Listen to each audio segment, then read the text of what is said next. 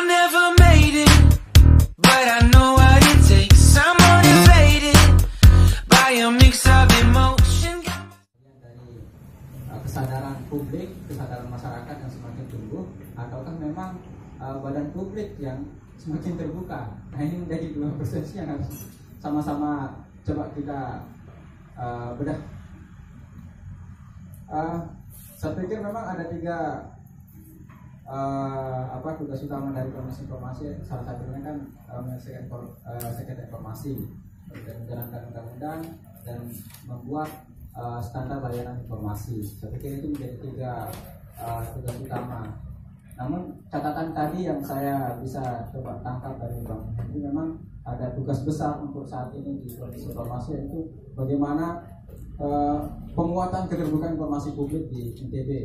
Yang ini kalau misalnya Najwa bilang ini sebagai bagian dari upaya untuk membuat melek informasi biar tidak termakan hoax, tidak termakan oleh fitnah dan caci maki.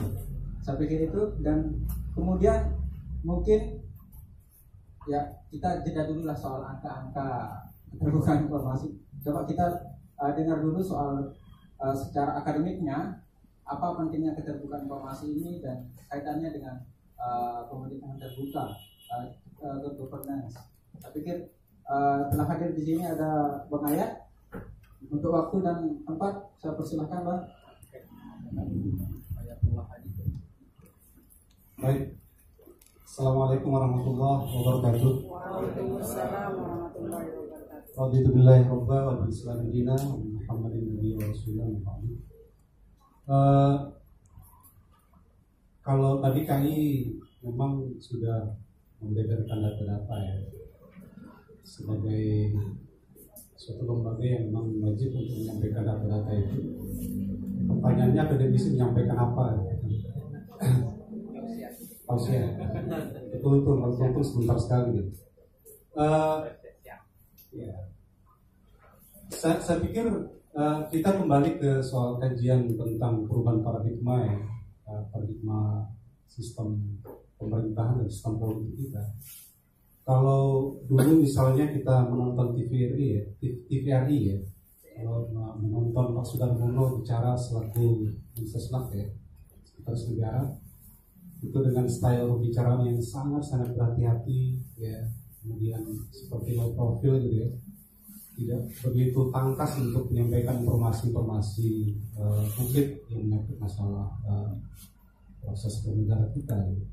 Karena memang barangkali paradigmanya saat itu adalah negara itu menyerap informasi sebanyak mungkin, menyerap ya, tapi mengeluarkan informasi sesedikit mungkin, sehingga tercermin dari cara bicaranya seorang Sudarmono itu paradigma lama, itu menyerap informasi sebanyak mungkin tapi mengeluarkannya sesedikit mungkin, sehingga rahasia-rahasia negara itu kemudian bahkan sebagian besar dianggap sebagai sebuah rahasia negara. Lalu dengan munculnya isu keterbukaan informasi yang kemudian secara kelembagaan mengharuskan adanya Komisi Informasi per tahun 2010 ya, mulai realisasi daripada penyelenggaraan Undang-Undang Nomor 14 2008 itu 2 tahun setelah disahkan undang-undang itu, maka seharusnya memang paradigmanya berubah. Kalau dulu misalnya bahwa semua informasi itu adalah rahasia atau terkecualikan kecuali yang dibuka, gitu kan? Jadi kayak di hukum muamalahnya ya semua boleh selain yang dilarang gitu ya, hukum muamalahnya. Kalau yang ubudiyah itu kan semua tidak boleh kecuali yang diperbolehkan. Nah, semua tidak diperbolehkan gitu ya, atau semua informasi adalah terkecualikan kecuali yang boleh. Nah, ketika Undang-Undang Keterbukaan Informasi disahkan, kan seharusnya paradigmanya menjadi berubah. Dan memang spirit keterbukaan informasi yang tersisip di undang-undang itu kan ya harusnya bahwa semua informasi itu adalah terbuka, gitu kan, kecuali yang dikecualikan, gitu kan, kecuali yang dikecualikan. Nah, spirit itu semestinya kan menjadi apa ya, faksun kalau bahasa saya, menjadi ideologi bersama gitu di semua badan publik itu. Ya karena pasca reformasi itu kan ada semacam perubahan struktur politik ya, dari yang otoritarian gitu. Ini kan mata kuliahnya anak-anak sistem politik atau anak-anak pemerintah itu dulu otoriter, sekarang terbuka gitu. Nah sekarang mestinya memang kan terbuka ya, karena produk kelembagaan reformasi itu adalah di mana dia harus terbuka. Kalau dia tertutup berarti kan masih berparadigma lama atau otoritarianisme. Nah paradigma inilah yang seharusnya, sekali lagi saya ulang, paradigma baru inilah yang seharusnya menjadi spirit bersama bagi badan publik ataupun badan publik non pemerintah. Itu beda ya Pak? Atau sama ya? Sebagai badan publik dan badan publik non pemerintah itu kan ada yang memang harus sama-sama tunduk kepada undang-undang keterbukaan informasi publik itu. Nah, persoalannya adalah dengan adanya perubahan struktur pemerintahan kita dari otoritarianisme ke reformasi itu, struktur berubah. Kelembagaan ini kan baru, Komisi Informasi ada, dihajatkan untuk mendorong keterbukaan informasi publik. Ombudsman ada, dihajatkan untuk agar pelayanan publik itu menghindari maladministrasi. Adanya KPU, Pak Saib di situ, supaya pelaksanaan penyelenggaraan tata kelola pemilu kita menjadi transparan, governance dan seterusnya. Nah, seharusnya kan itu. Tetapi yang terjadi kan akhirnya perubahan struktur itu tidak dibarengi dengan perubahan kultur. Ini problemnya kalau saya. Sistem boleh berubah, tapi mentalitas itu kan tidak berubah sama sekali. Jadi struktur dan kultur atau nilai gitu ya. Jadi yang saya bayangkan misalnya kayak gini. Dulu ada contoh, saya ingin membuat semacam pengibaratan ya, kenapa struktur berubah tapi kultur tidak berubah. Kayak gini misalnya, contoh 2015 lalu ketika Kisruh Komisi Informasi Pusat dengan PSSI ya, 2015 itu, menurut keputusan KI Pusat bahwa PSSI itu harus terbuka dan memberikan informasi tentang keuangannya. Tiket banyak di situ, hasil penjualan tiket, kemudian gaji pemain, kemudian banyak hal di situ yang harus dia terbuka kepada pemberitaan informasi kepada PSSI. PSSI tidak mau. Setelah ada adjudikasi diputuskan oleh KI harus memberikan informasi itu. Tapi PSSI kemudian melakukan kasasi ke Mahkamah Agung.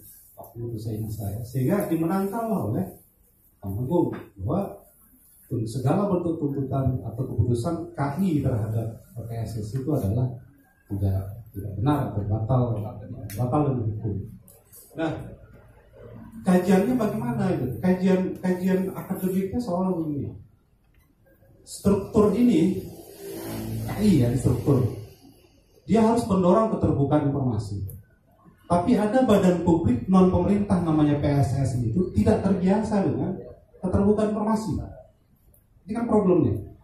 Antara variabel KI sebagai pendorong keterbukaan informasi dengan variabel PSSI sebagai badan publik yang harus memberikan informasi, ini tidak terjadi hubungan yang saling mempengaruhi, gitu kan?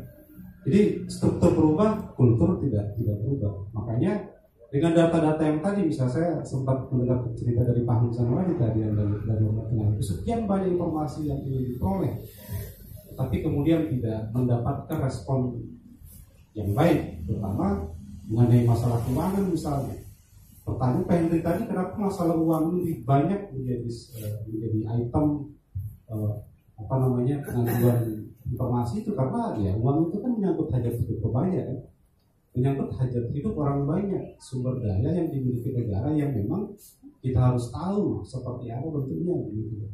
Nah, maka ketika misalnya laporan keuangan anggaran telah dikasih tapi tidak diberikan detail-detailnya, atau kalau diberikan detail-detail mengenai anggaran itu lalu kita mau ngapain soal itu kan maksudnya. Jadi kan yang saya bayangkan justru bukan anggarannya itu yang penting untuk diketahui oleh publik kalau menurut saya.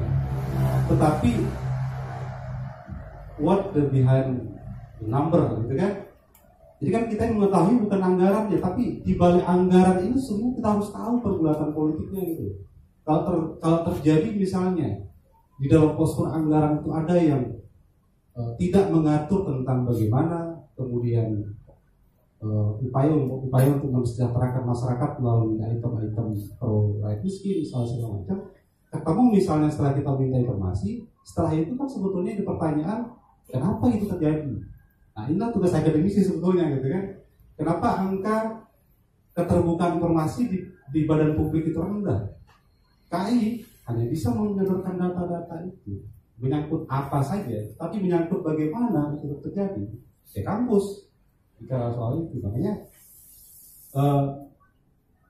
saya pernah berdiskusi dengan para ahli misalnya, advokasi tentang keterbukaan informasi. Kita punya data fakta real mengenai masih tertutupnya badan-badan publik itu.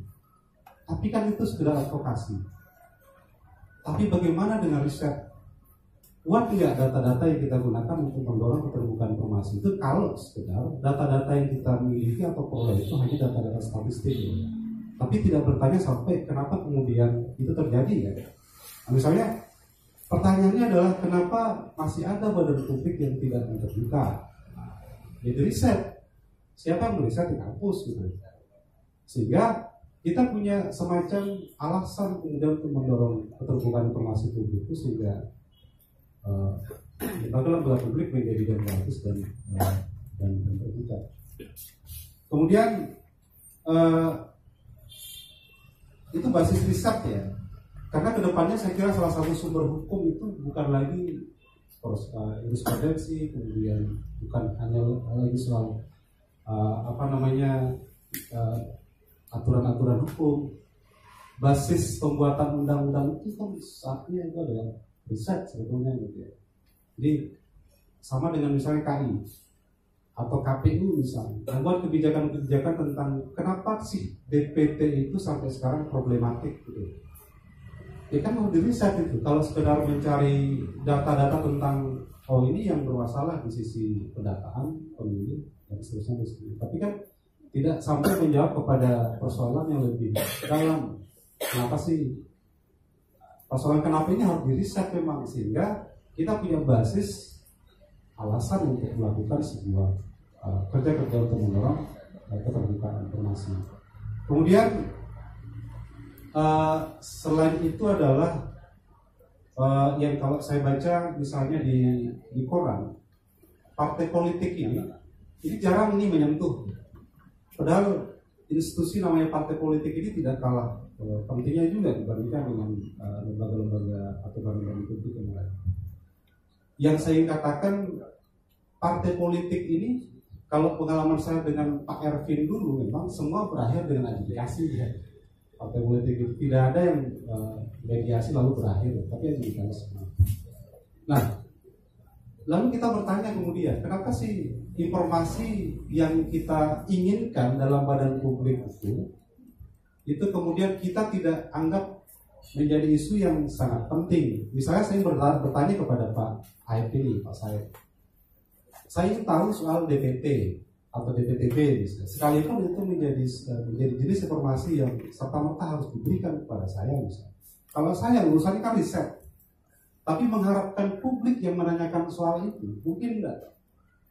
Siapa sih yang membayangkan publik misalnya? Pentingnya saya tahu DPT itu apa sih? Pentingnya saya tahu soal DPT itu apa sih?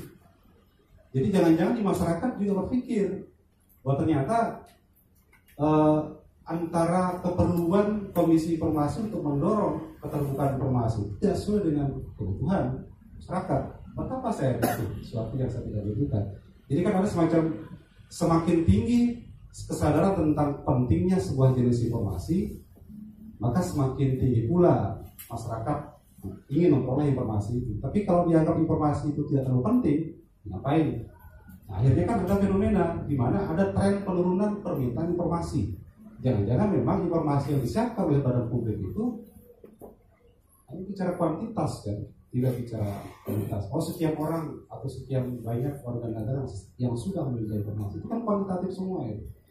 Lalu kalau kita mengklasifikasi dari di antara sekian banyak informasi yang diminta oleh publik itu, mana yang berkualitas dan mana yang tidak berkualitas? Atau jangan-jangan, oke, sekarang badan publik itu terbuka, tapi tidak semua informasi itu selalu terbuka. Bisa jadi itu penyebab juga turunnya minat publik untuk melakukan permintaan informasi. Dan bisa jadi informasi-informasi yang dibutuhkan tentang keperluan hajat hidup orang banyak itu tidak bisa saya dapatkan di badan publik, tapi saya dapatkan di badan swasta. Misalnya, kalau saya ini berdagang, berjualan misalnya online atau kayak kuliner sekarang kan banyak yang Gojek gitu. Jadi saya ingin misalnya membutuhkan sebuah pemetaan tentang selera masyarakat di sebuah lingkungan. Kalau saya minta di KAI ada nggak? Atau saya minta di Bapenas ada? Kan nggak ada. Saya minta kemana gitu? Padahal itu kan penting untuk kebutuhan-kebutuhan usaha yang mungkin itu nggak tersiapkan oleh badan publik, tapi tersiapkan oleh badan-badan swasta yang lebih menguasai itu daripada pemerintah. Nah, saya tidak ingin mengatakan ini berhasil atau belum berhasil ya untuk konteks NTB-nya, tetapi saya rasa dengan masihnya ada data-data tentang ada badan publik yang tidak terbuka, menandakan belum berhasil. Terkecuali misalnya kalau menurut rilisnya KAI misalnya, saya pernah diskusi sama Pak Henry misalnya, kenapa pemeringkatan itu nomor 1, nomor 2, ini terbaik 1, terbaik kedua, terbaik ketiga, kenapa nggak dibalik saja ini? Siapa yang terburuk, gitu kan? Jadi kalau misalnya 10 besar yang kita mencari dari kualitas keterbukaan badan publik kita informasi, jangan diperingkatkan dari 1, 2, karena senang dia, akhirnya karena dia senang, dia punya informasi yang bagus gitu ya, terbuka, kan tidak ada motivasi lagi untuk berlari. Dan sanksi sosial tidak ada. Tapi kalau pemeringkatannya itu dari yang terburuk, maka yang terburuknya akan mendapatkan sanksi sosial yang luas dari masyarakat, sehingga secara pelan-pelan terbangunlah budaya di diskusi publik yang buruk secara keterbukaan itu menjadi termotivasi untuk membangun lembaganya agar semakin terbuka. Itu saja mungkin pengantar diskusi yang bisa saya aturkan.